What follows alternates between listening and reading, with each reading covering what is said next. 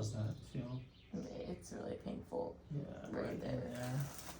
So what can Like, also so painful. happen is as you fall asleep in a funny position, you know, to the right or to the left, you can either compress and irritate the or the facet joints in the back of the spine, or you can also pinch and stretch muscles or pinch and stretch the ligaments that hold the bones together.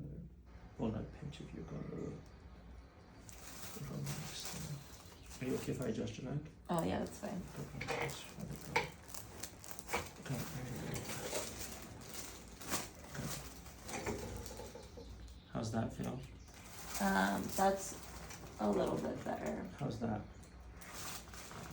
But yeah, it's still pretty painful. Yeah. So that the sort of inflammation and irritation is going to stay probably for a little while, just because you've irritated the soft tissue that holds the bones together.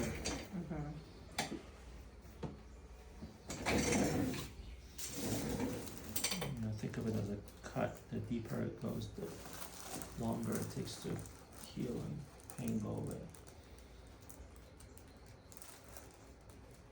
Right in there. Yeah, but like the source of the pain's like Is up here. up Yeah. where my head is. Deep breath.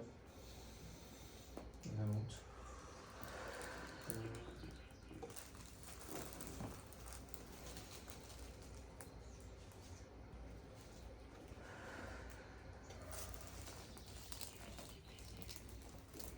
How about in here? Oh, yeah. yeah. Okay.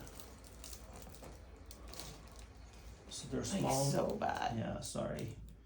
Yeah, I can definitely feel. So spinal erectors, if they come up and attach at the base of your skull, and there's also small muscles that go between C1 and occiput that help sort of help rotation and stabilization of your skull on top of C1, C2.